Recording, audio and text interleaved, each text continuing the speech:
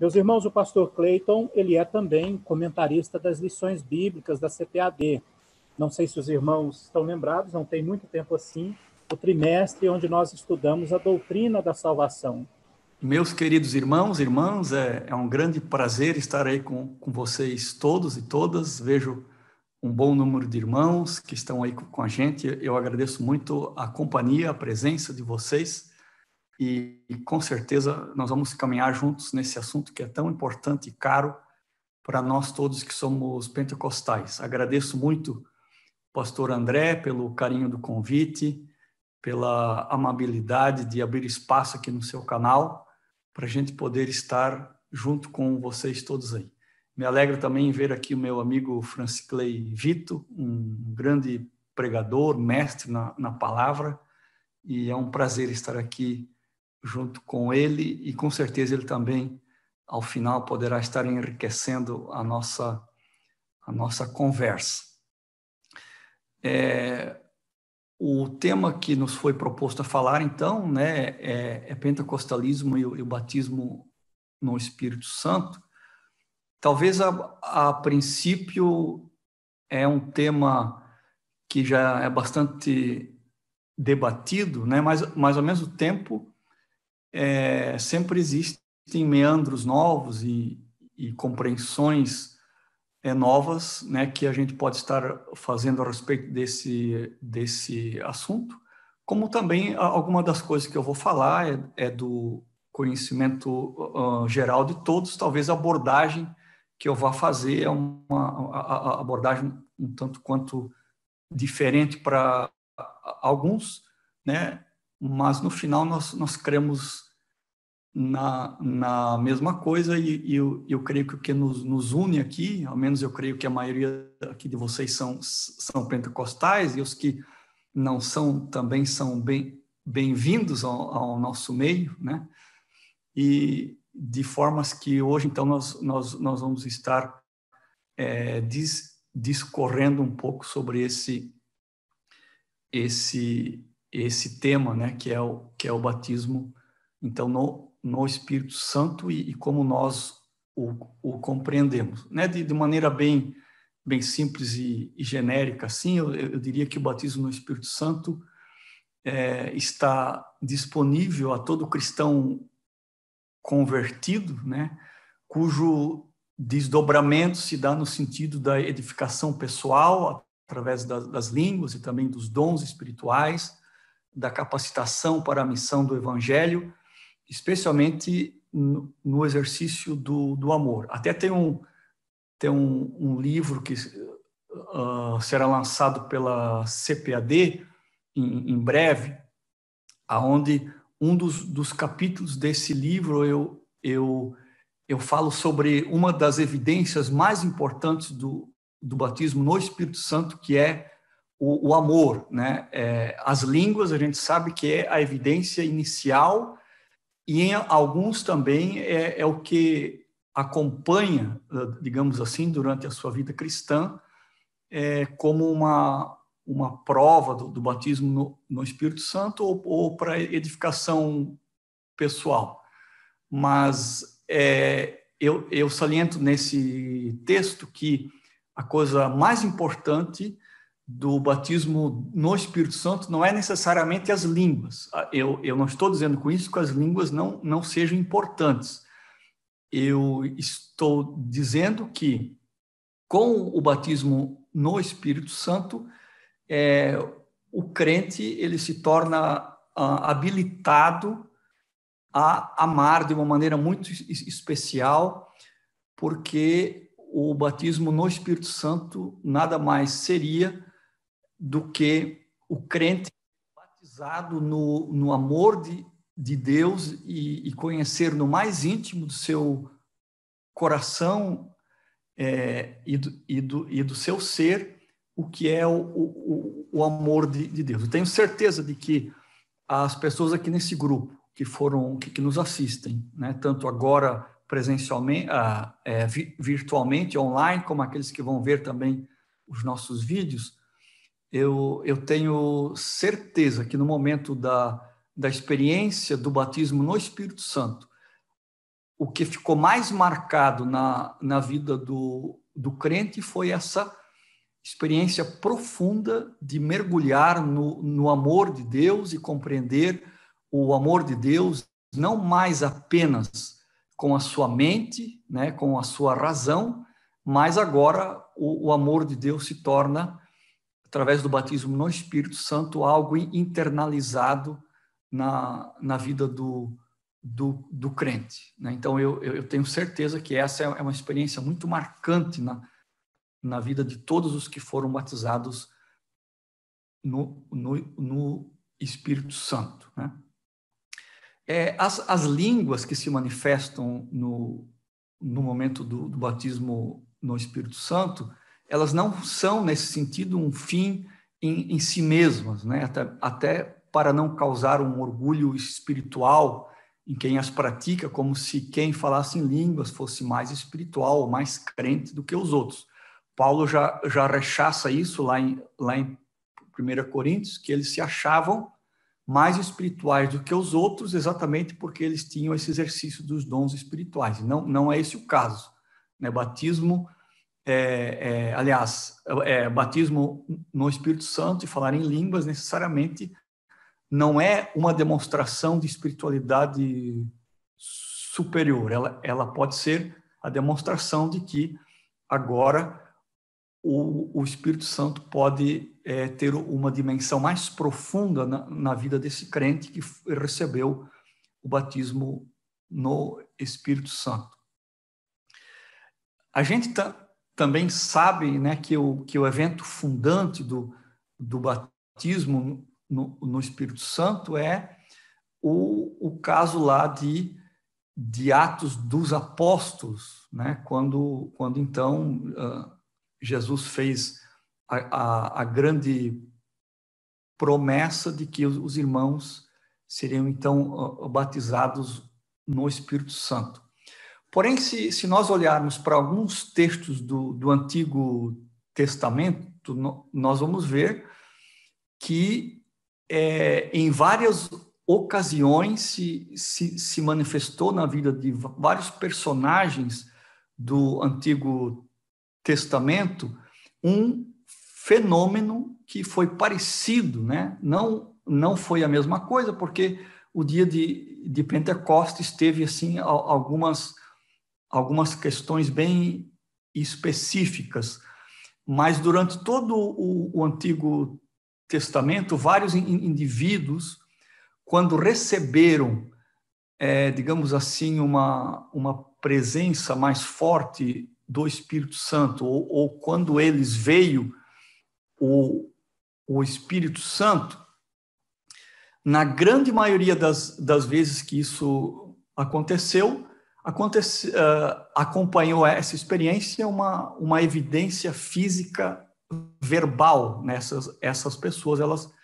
Elas passaram a expressar aquilo que elas sentiam de uma maneira verbal, né? Isso aconteceu com Davi, naquele caso da dança, aconteceu com Saul também, quando ele começou a profetizar, né? Inclusive o Saul fica tão eufórico, digamos assim, que ele tira a sua roupa, né? Como que o Espírito Santo, ao vir sobre ele, fez com que ele ficasse tão, com as suas emoções tão aguçadas, digamos assim, que ele sentiu a liberdade até de ficar sem roupa, né? Mas teve a evidência física também da fala, né? Porque ele começou a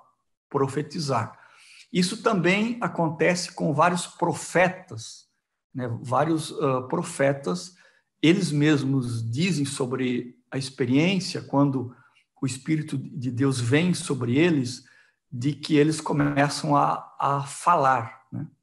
Isso aconteceu também na época de Moisés, quando o Josué ele percebe que vários anciãos de Israel estavam profetizando, portanto, uma fala, né, que que teve como consequência a vinda do Espírito Santo sobre eles, quando então Josué procura Moisés para tentar dissuadir aquelas pessoas que estavam profetizando. Josué achava que aquilo deveria ser uma exclusividade de Moisés, né? Então, várias vezes na história bíblica do Antigo Testamento, nós vemos essa manifestação, né?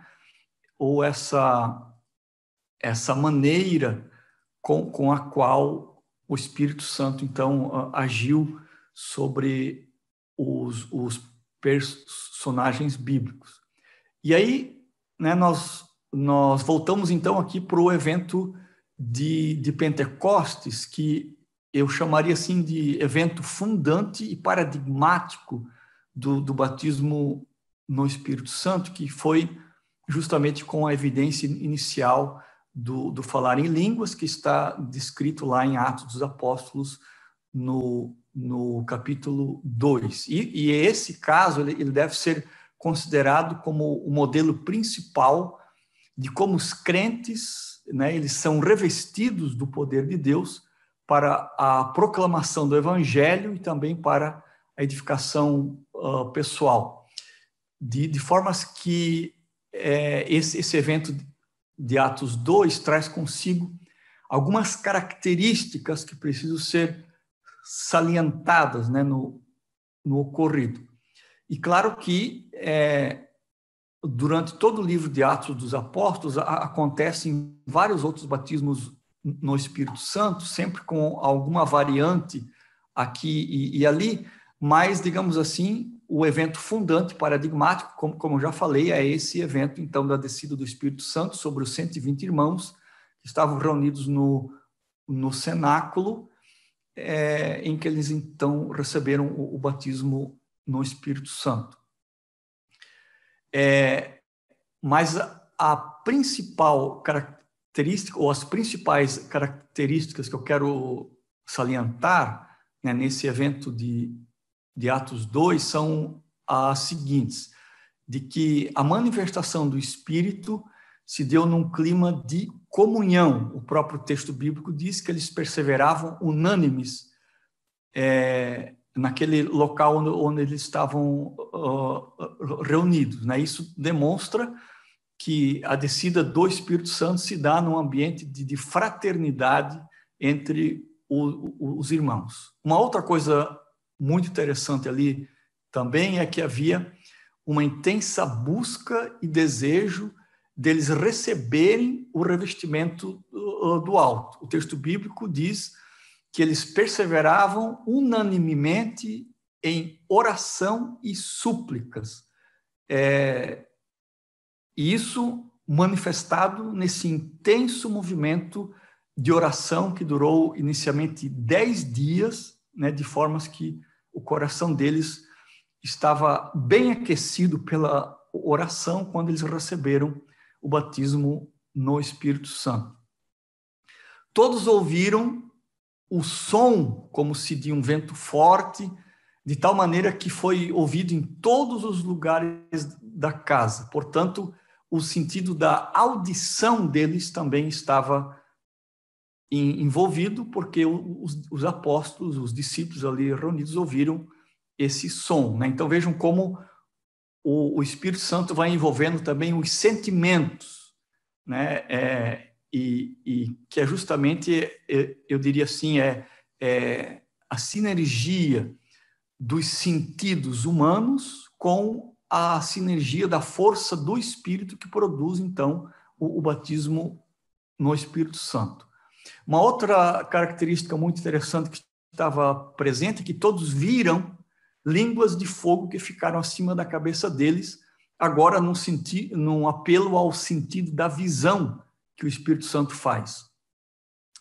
E também houve um enchimento, então, né, após os sentidos deles terem ficado aguçados, houve um enchimento do Espírito e um transbordar abundante. E logo, então, eles falaram em outras línguas por eles desconhecidas. E uma outra consequência também dessa descida do Espírito Santo é que os vários estrangeiros e raças que estavam ali representadas pelos assistentes, né, de vários povos que estavam ali, tiveram a sua curiosidade despertada, né, e eles passaram, então, a ouvir aquilo que os discípulos estavam falando na própria língua deles. Então, vejam que não só os sentidos físicos dos que foram batizados no Espírito Santo foram envolvidos, mas também os sentidos daqueles que, naquela ocasião, não receberam o batismo no Espírito Santo, porque ainda não haviam aceitado o Evangelho de Cristo, né? Então, vejam aí várias características, né, que estão presentes nesse momento do batismo no Espírito Santo dos discípulos. E essas mesmas características também podem estar presentes hoje, né, quando alguém recebe o batismo no Espírito Santo.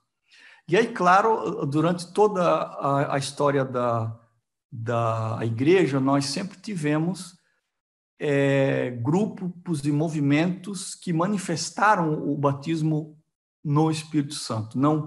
Não houve um silêncio, digamos assim, do Espírito Santo, como a maioria dos nossos livros de história querem dizer, né? Os nossos livros de história da igreja, a maioria deles foi escrito pela Igreja Católica, que só recentemente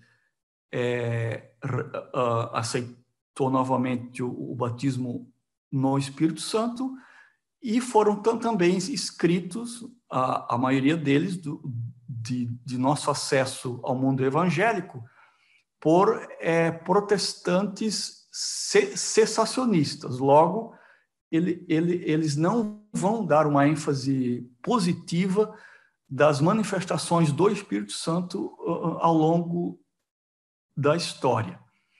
O resgate histórico dessas manifestações do Espírito que se deram ao longo da história da igreja é um trabalho recente que os pentecostais estão fazendo para demonstrar assim que durante todo o período da história da igreja nós tivemos também vários movimentos que talvez não exatamente como nós os temos hoje, mas que manifestaram também uma forte presença e atuação do Espírito Santo. No próprio movimento de reforma, a gente sabe que o Martinho Lutero não era muito adepto dessa liberdade do Espírito, né? Mas alguns movimentos da reforma radical, como o Thomas Müntzer, né, ele era um adepto dessa liberdade que se deveria dar ao Espírito Santo. E por isso, esse foi um dos motivos, tiveram outros, claro, mas esse foi um dos motivos pelos quais Martinho Lutero rechaçou de maneira bem veemente esse movimento de Thomas Müntzer e outros expoentes também da reforma radical. O Martinho Lutero chamou o movimento de Thomas Müntzer de Schwärmer. Schwärmer, em alemão, quer dizer aquele barulho que é feito por um enxame de abelhas, né? Então, ele usou aí de caráter pejorativo até essas manifestações do Espírito Santo que tiveram de maneira mais efusiva presentes na reforma radical. E aí nós tivemos também os morávios, né? Nós tivemos aí um movimento grande na Alemanha, tivemos o movimento de John Wesley, o metodismo, que pregava muito essa efusão do Espírito Santo. Depois tivemos os movimentos de fronteira nos Estados Unidos, né? Tivemos os movimentos de santificação, e aí, no final do século XIX, início do século XX, então, né, a gente teve o que a gente chama de o início do pentecostalismo moderno. Mas o interessante nisso aí tudo é que, apesar do pentecostalismo moderno ter um antecedente histórico muito presente, que vai se desdobrando de várias formas, né, nós tivemos também movimentos simultâneos do Espírito Santo que aconteceram em várias partes do mundo, né, sem que eles necessariamente tivessem uma conexão entre si. Né? Nós tivemos esse movimento na Holanda, em alguns países do leste europeu, na Europa, na Austrália, aqui no Brasil mesmo, né? Antes ainda de 1910, quando da instalação da primeira igreja oficialmente, né? Que a história conta, claro, da instalação do pentecostalismo aqui no Brasil. Antes disso já nós tivemos vários movimentos, digamos assim, que dá para comparar com movimentos do Espírito aqui no Brasil. Talvez o caso mais emblemático seja o caso do pastor batista, né, aqui no sul do país, que na cidade de Guaramirim, bem próxima que onde eu moro, né, ele recebeu o batismo no Espírito Santo numa igreja batista leta, no ano de 1906, sem que ele tivesse ouvido falar disso ou sem que ele tivesse tido contato com qualquer pessoa que já tivesse sido batizada no Espírito Santo.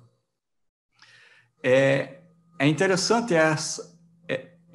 essa história. O nome dele era Pedro Graudin, porque eu tive o prazer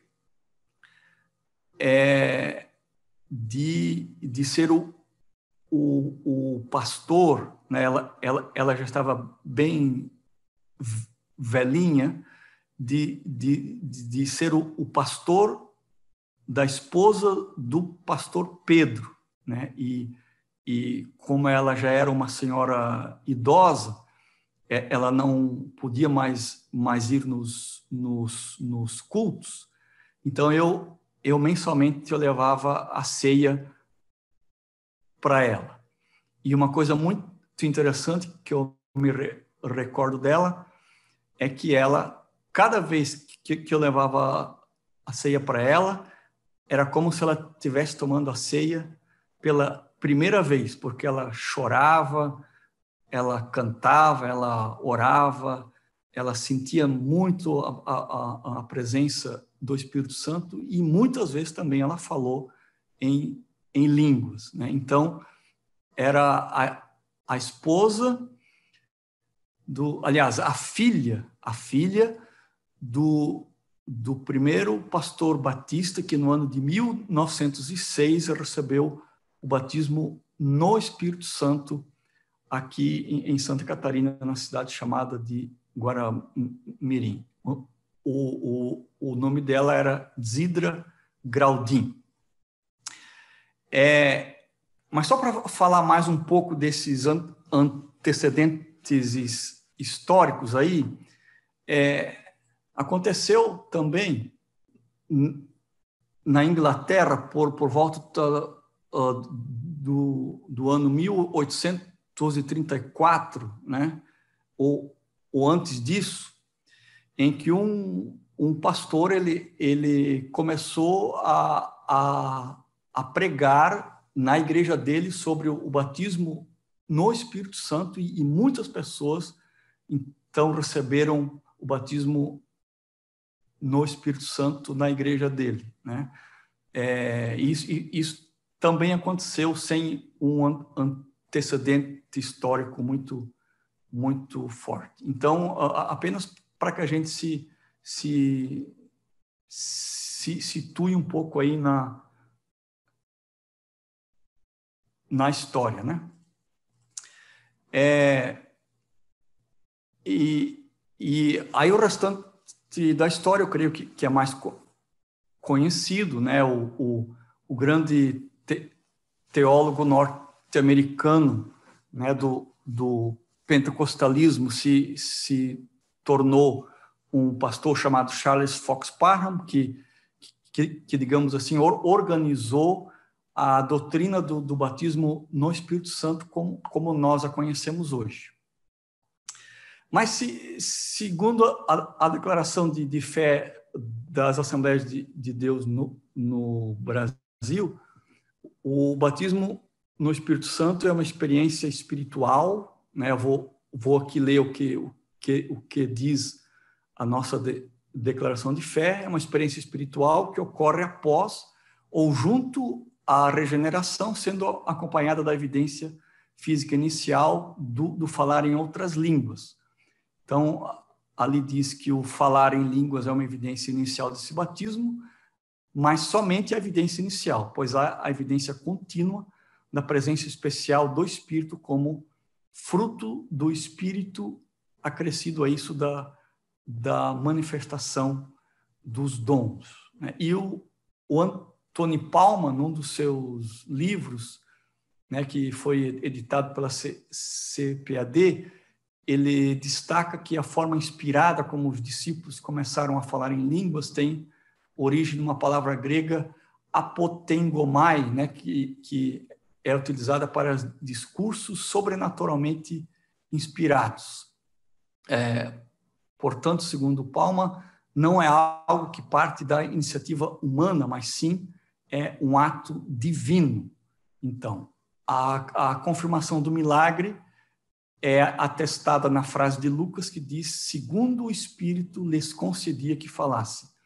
Assim, o falar em línguas não é um ato leviano produzido pela capacidade humana, mas um ato divino em sua origem e humano em sua manifestação.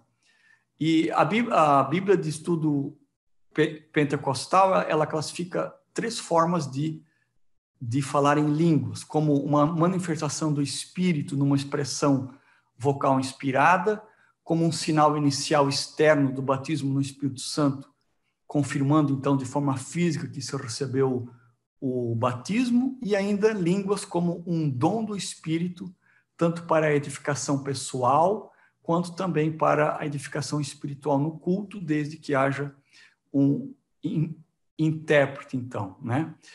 E as principais consequências práticas do batismo no Espírito Santo são as seguintes que eu quero aqui estar descrevendo um pouco para vocês. Uma profunda alegria demonstrada numa expressão verbal, né? A descoberta da necessidade da oração perseverante, portanto, são consequências do batismo no Espírito Santo. O entusiasmo para missões, a ousadia na proclamação do Evangelho, a coragem para se tornarem mártires que os discípulos daquela época tiveram, e também é um convite para nós hoje, talvez, um descortinar de uma interpretação e compreensão abrangente das Escrituras, demonstrado no Sermão de Pedro, feito logo em seguida, a instalação de uma comunidade fraterna em que todos compartilhavam o que tinham e a compreensão de que agora o acesso a Deus não era mais exclusividade do povo judeu, porque agora todos os idiomas foram inclusos na fala dos apóstolos, todas as raças, ricos, pobres, escravos, livres, jovens, velhos, e ainda uma simplicidade no modo de vida, né? Lá em Atos 2:46 diz que eles viviam em singeleza de coração, um crescimento exponencial, qualitativo e orgânico da igreja, segundo está escrito lá em Atos 2:47, que o Espírito Santo lhes acrescentava os que iam sendo salvos e, logicamente, a capacidade deles falarem em outras línguas, né? A maioria das implicações práticas da descida do Espírito Santo, elas se resumem, então, como eu já dizia lá no início, no exercício do amor, né? em no mínimo 3 dimensões, né? Para com Deus, para comigo e para com o próximo. Para com Deus, através da obediência ao ID, da comunhão com Ele, da oração e da súplica, esta também em relação aos irmãos e aos incrédulos, né? No amor para com os irmãos, através da partilha, da comunhão cristã e da intercessão pelos irmãos, no evangelismo e nas missões e estrangeiras, para com os diferentes, né? Lá em grego, Lucas usa a palavra hétero, né? Em alguns lugares heteroglossa, né? ou como que dizendo assim, a língua do outro, ou a língua daquele que é diferente. Então, para um amor para com os diferentes ou estrangeiros, na possibilidade real deles também receberem o batismo no Espírito Santo e os dons, no amor para com os irmãos, através dos dons espirituais, inclusive o dom de línguas com interpretação para edificação mútua, um cuidado também para com a natureza esboçada na vida dos discípulos através de uma vida simples, que no caso, para os dias de hoje, seria um estilo de vida menos poluente e menos destruidor dos recursos naturais, no amor próprio, através da autoedificação pelo exercício das línguas, né? Que é objetivo até dessa nossa fala aqui hoje. Agora, é interessante a gente prestar um pouco atenção nos termos gregos que tanto Lucas usa, quanto também Paulo, né?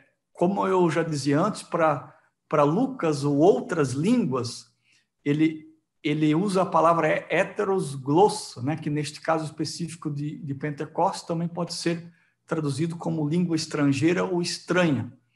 E é deste episódio que surge um termo teológico, xenolalia, né? A xenolalia é quando a pessoa que recebe o batismo no Espírito Santo fala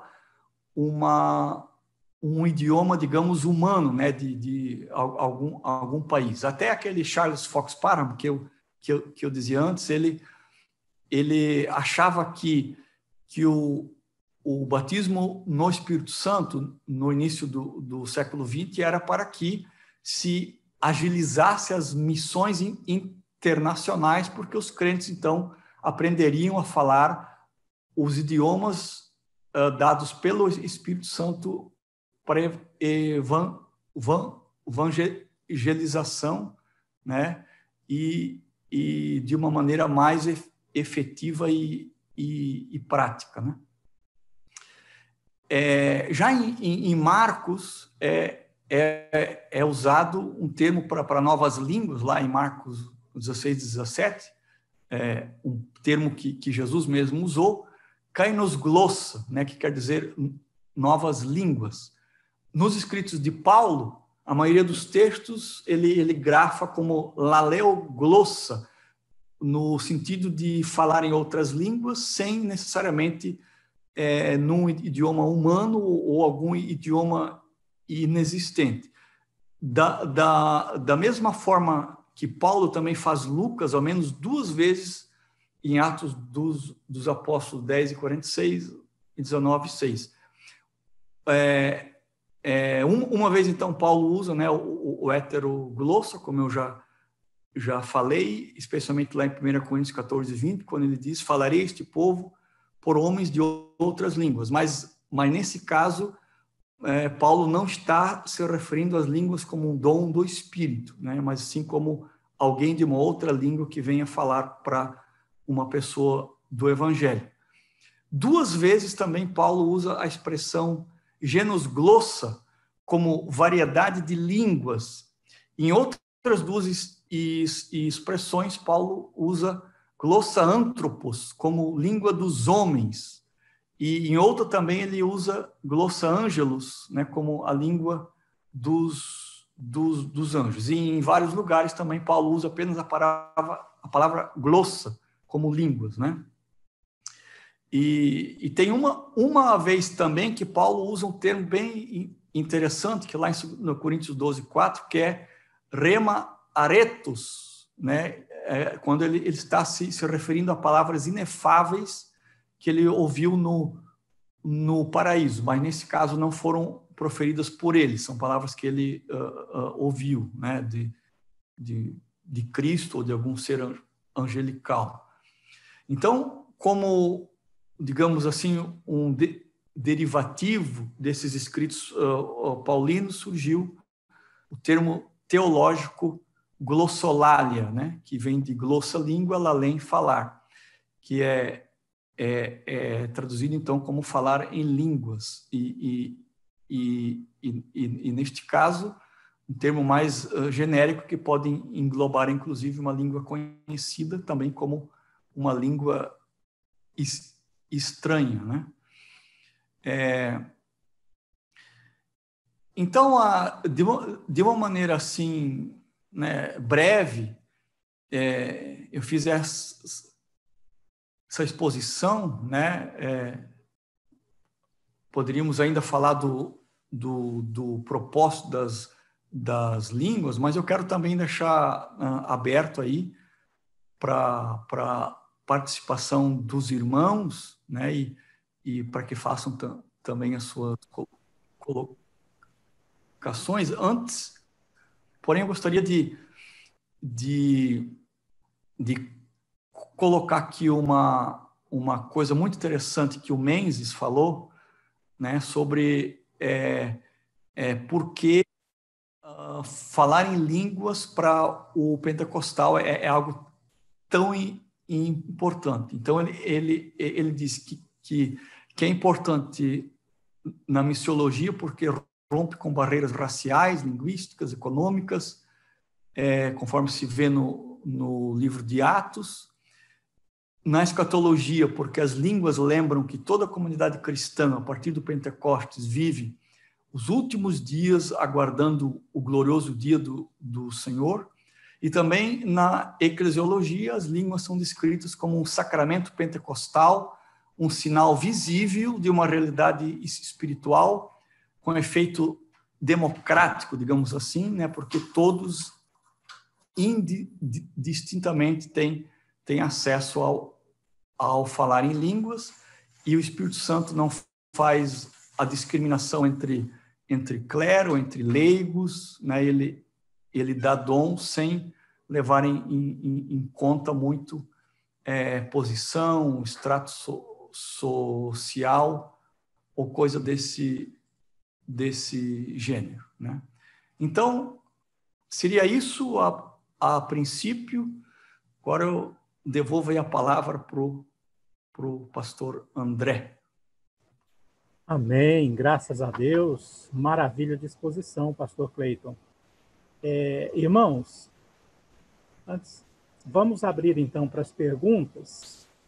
Eu acredito que devam ter algumas muitas, mas nós vamos selecionar marca aquela mãozinha para ficar fácil, os irmãos que querem fazer perguntas.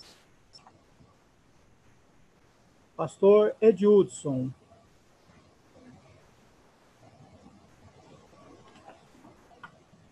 Pastor Clayton. Pois não, pastor Edildson, um grande prazer estar aqui com vocês.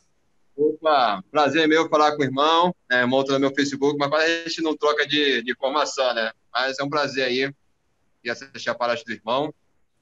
Meu amado irmão, primeiro fazer uma pergunta aqui, não sei se o irmão já analisou. Além do irmão trabalhar na área teológica, o irmão também trabalha na área de ciência e religião, né? E Sim. eu não sei, não estou falando de todos, ok? Não, eu vou ter, vamos saber separar, mas alguns que trabalham na área de ciência e religião, especificamente do pentecostalismo, eu não vejo eles muito assim, trabalhar muito com a nossa teologia. Eu sei muito bem que ciência e religião não é questão teológica, é muita abrangência, sociologia, história, mas eu vejo assim, quando falo da nossa teologia, eu não vejo eles assim, valorizar muito nossos autores, como o irmão citou aí né, esse que fala a questão do batismo do Espírito Santo, o próprio Story Orton, os nossos teólogos, o Gilberto, não estou falando de todos não, estou falando de alguns, inclusive tem livros publicados. Eu não vejo valorizar muito a nossa teologia pentecostal, né? Então, qual seria a razão disso? Será que desconhece ou não acha importante? Os autores não, os autores, eles falam, citam, mas tem alguns que colocam a nossa teologia pentecostal de lado. Será que é um preconceito acadêmico? Ainda existe? Eu não entendo isso por quê. Sim, aí, pastor Edildson, eu acho que são vários fatores aí que estão presentes aí. O primeiro é o seguinte: quando eu parto da ciência da religião, a ciência da religião, ela pressupõe que eu me afaste do meu objeto de estudo, né? E se eu me afastar do meu objeto de estudo, que no caso eu, como pentecostal, digamos assim, eu teria que relegar, ao menos simbolicamente, né, a minha experiência com o Espírito Santo. Então, isso já é um problema. Uma outra coisa é que a ciência da religião, ela não trabalha levando em conta a realidade dos deuses, né? Ela trabalha com a questão de mitos, né? E de contos e de livros. Portanto, para a ciência da religião, aquilo que nos é tão caro, né? Ao menos a mim, como um pentecostal, a ciência da religião vai ver em pé de igualdade com os outros, né? Ok. Mas a grande vantagem da ciência da religião é que ela admite a experiência com o divino. Não necessariamente, né, com um Deus real, mas admite. E nesse sentido, né, digamos, somente nesse, eu vejo assim, ela nos ajudaria.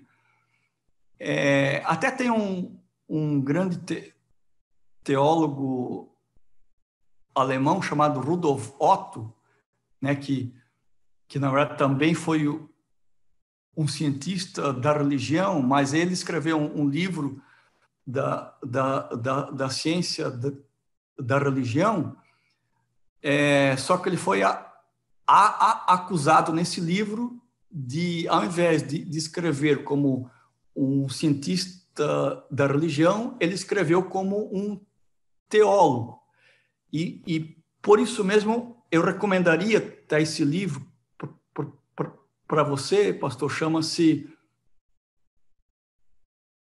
O Luminoso, né? Eu acho que é esse, ou o Sagrado, acho que é o nome do livro. Não sei se o Francis Clay Vito, eu acho que é o Sagrado. E o nome do autor é Rudolf Otto. Eu recomendo muito, a leitura desse livro, porque eu diria assim que é um cientista da religião que fala de maneira muito positiva sobre a atuação do Espírito Santo sobre o crente. Agora, outra coisa, pastor Edildson, um grande problema que nós temos em nosso meio é que muita gente, por conta de ter ouvido o calvinismo dizendo durante anos e anos e anos de que o batismo no Espírito Santo e dons e claro, tudo que acompanha o batismo encerrou-se com o livro de Atos dos Apóstolos, eles convenceram muita gente que, digamos, é pentecostal, ou digamos que era, de que a manifestação do Espírito Santo é uma coisa de segunda classe, né? Crentes que falam em línguas, digamos, são crentes fanáticos, místicos, místicos no sentido negativo, né, da palavra, e são crentes infantis. Então, um crente infantil é o crente que recebe o batismo no Espírito Santo e fala em línguas. Eu não me considero um crente infantil e falo em línguas, né? Só que essa doutrina calvinista conseguiu convencer a muita gente. Uma outra coisa é que as nossas igrejas, né, o nosso povo, passou a ser um povo mais elitista em alguns lugares, né? E aí um pouco mais ricos, e aí ficaram com vergonha também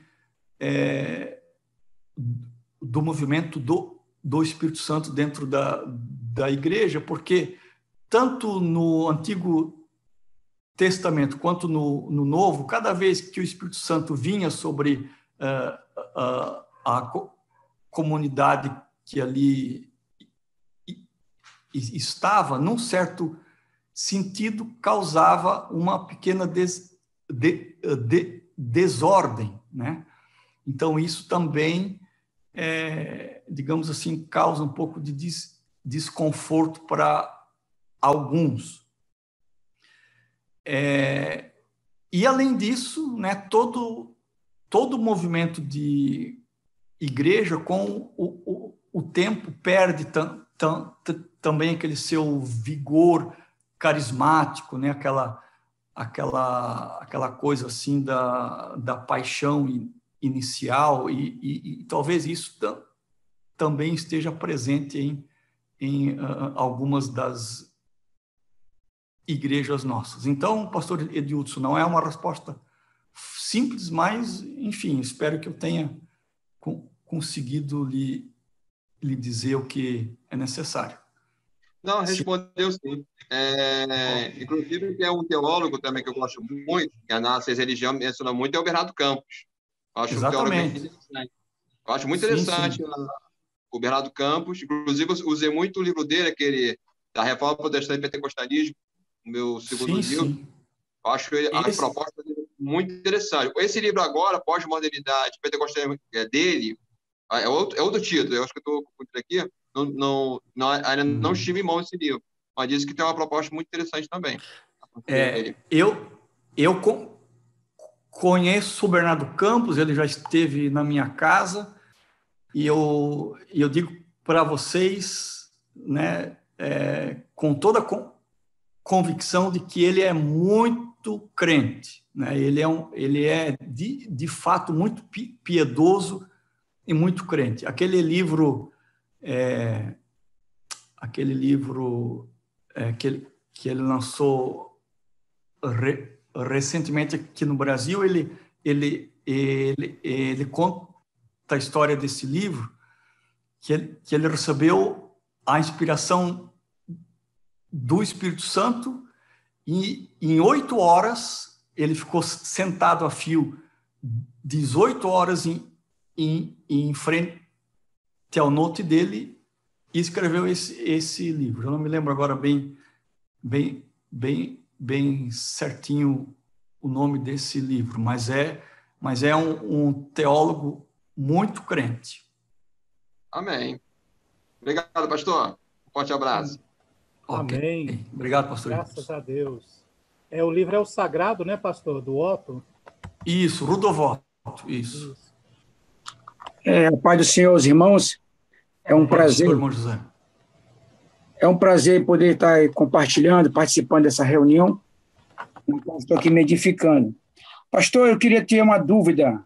Segundo a palavra em 1 Coríntios, capítulo 14, 4, versículo 5, onde Paulo fala assim, né, o que fala em língua desconhecida edifica a si mesmo, mas o que profetiza edifica a igreja.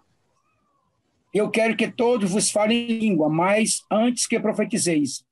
Então, a pergunta, é possível um cristão ser batizado com o Espírito Santo e não falar em línguas? Olha, o nosso credo, né, o credo das Assembleias de Deus ensina que a evidência inicial, né, e eles usam esse termo, a evidência inicial do batismo no Espírito Santo é o falar em línguas. Essa mesma ideia, né, já vem lá do início do século XX, no início do movimento, e quem, digamos assim, crivou essa ideia foi o Charles Fox Parham. Agora, William Seymour, ele também inicialmente era adepto dessa ideia, né, de que para que o crente seja batizado no Espírito Santo, ele terá que falar em línguas, ou seja, todo crente batizado no Espírito Santo fala em línguas, né? Mas o Seymour, no final da vida dele, ele dizia o seguinte: sim, o crente batizado no Espírito Santo, ele pode falar em línguas, mas a comprovação principal de que ele é batizado no Espírito Santo é se ele pratica o amor. Se esse crente não pratica o amor, logo é a prova de que ele ou não é batizado, ou, digamos assim, nesse jargão pentecostal que a gente usa, que ele perdeu, né? É uma questão controversa, irmão, né? A nossa declaração de fé fala isso, né? E a história me parece que atesta isso. A nossa declaração de fé diz que a evidência do batismo no Espírito Santo é o falar em outras línguas. Amém, pastor. Deus abençoe. Muito obrigado. Amém, irmão José. Ok. Pastor, uma última pergunta da irmã professora Amélia. A pergunta é uma pergunta histórica. Se a irmã Celina Albuquerque foi, de fato, a primeira pessoa batizada no Espírito Santo aqui no Brasil. Ela foi a primeira pessoa das Assembleias de Deus, né? Aí sim, foi a irmã Celina.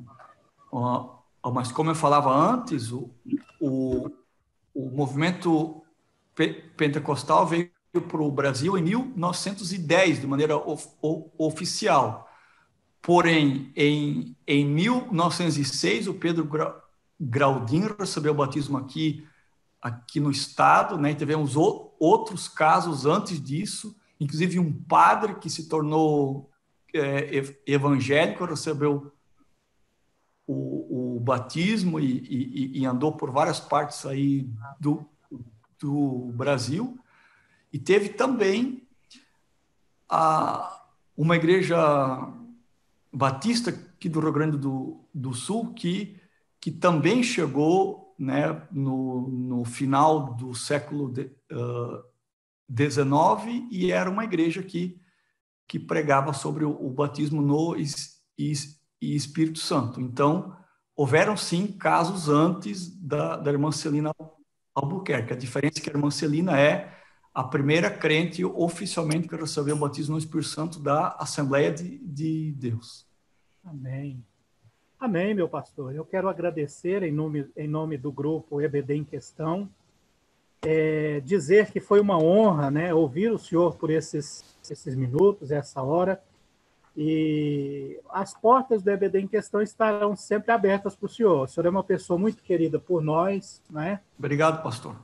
Sempre mencionamos o nome do senhor, as suas falas, os seus escritos, e podendo estar conosco novamente, será uma honra tê-lo conosco.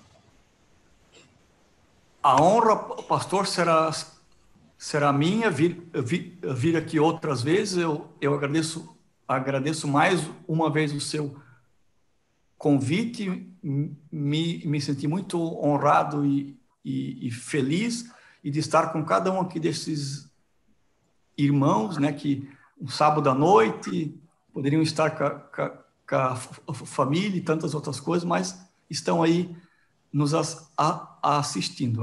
Foi um grande prazer estar com vocês aí todos e rever também o meu amigo Francis Clay. Ele está ali. Vamos aproveitar o irmão Francis Clay. O irmão é presbítero, irmão Francis Clay? Está ativado. A paz do Senhor, meus irmãos, tudo bem? Nós somos evangelistas aqui das Assembleias de Deus, em São Mateus, São Paulo. Pastor, sim. Eu me lembro do irmão nas aulas do evangelista Caramuru, né? Os grupos lá, falando sobre os livros dos reis e tal, aquela bênção, né? Graças a Deus. Meu irmão, eu gostaria de aproveitar a oportunidade e agradecer ao pastor Clayton pela excelente exposição. Nós nos sentimos sempre muito brindados quando ouvimos o pastor Clayton falar a respeito da nossa fé e da nossa crença, sempre com muita sabedoria e muito conhecimento bíblico, defendendo as verdades pentecostais. São coisas que nós outros estamos precisando, pessoas pentecostais que falam em línguas, oram em línguas, louvam a Deus, não tem nenhum problema com sua fé e sabe defendê-la de maneira clara e objetiva. Então, eu parabenizo os irmãos pela iniciativa e o pastor Clayton, que é sempre uma alegria ouvi-lo, é sempre uma alegria poder aprender com ele. Deus abençoe, meus irmãos. O prazer é meu.